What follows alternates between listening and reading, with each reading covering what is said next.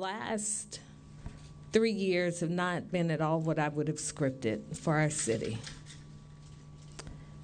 3 months into our term, there was the biggest cyber attack in the history of a municipality in America. A federal investigation that seemed to literally suck the air out of City Hall into the previous administration.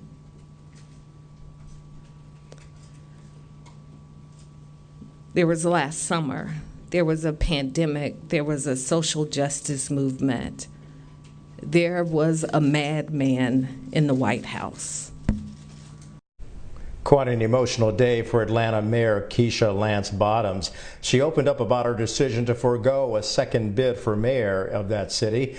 Bottoms said it's time to pass the baton on to someone else, but adding, serving as mayor has been and remains her highest honor thus far. The Atlanta native left open the possibility of running for mayor again or accepting a job within the Biden administration. Joining us now on The World Tonight is Charles Blow. He's the host of Prime with Charles Blow. Make sure you check him out right here on BNC. Charles, political life often collides with real life, and certainly Mayor Keisha Lance Bottoms has witnessed real life on steroids there in Atlanta, and she alluded to one important fact, that there was a madman in the Oval Office, and then she stated that she wanted to pass the baton on to someone else. What do you make of the mayor's emotional announcement today? Well, I mean, she was saying that the job was overwhelming for her in these first years, and it has been overwhelming for most Americans. I think even people who are not living in Atlanta, just living under the last administration.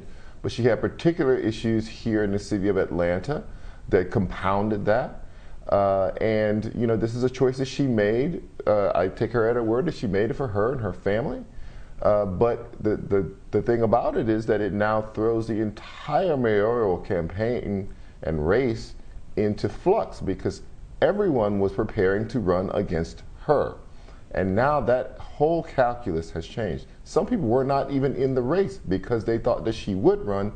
They did not want to run against her, or they thought that her position was strong and that they wouldn't be able to prevail. Now those people presumably are reconsidering, and things are about to get interesting here in Atlanta.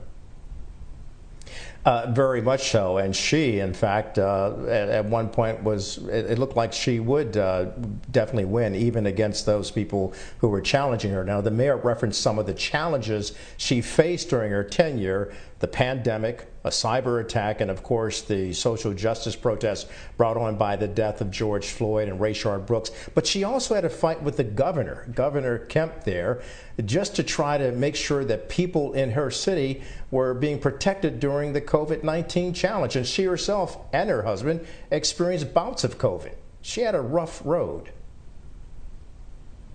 Right, but that is not unlike Democratic mayors of big cities in many Republican-led states.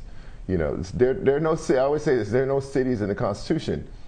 Cities basically exist at the behest of states. There's nothing that a city can't do that the governor can't override, or that the state legislature can't preempt if they choose to do so. So it makes it very difficult for these Democratic mayors who have more liberal agendas to do things that they want to do when, in fact, the governor of that state or the state legislature is Republican. And that was the case with her.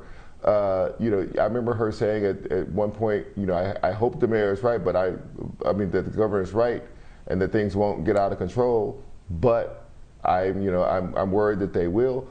Georgia did not experience the worst of the pandemic, even though they did things that were kind of more risque. They allowed more businesses to be open. Even in the city of Atlanta, more businesses were open. They allowed bars and nightclubs to reopen much faster than in places like, say, New York. But they still didn't get, it didn't turn out to be as cataclysmic as one might have thought. But she wanted to run her city in the way that she wanted to run it, to make it as safe as possible for all residents, to save as many lives as she could. Right. That was not something that the governor was interested in doing. Well, yeah, absolutely. And do you think because of her leadership that that Atlanta is better? Well, there are a lot of cities, including Atlanta, have been majorly affected by the pandemic. One thing that is happening in a lot of big cities is a surge in violent crime. Atlanta is no exception to that. That is happening here. That was going to be a big issue in this campaign, and probably still will be even with her out of it.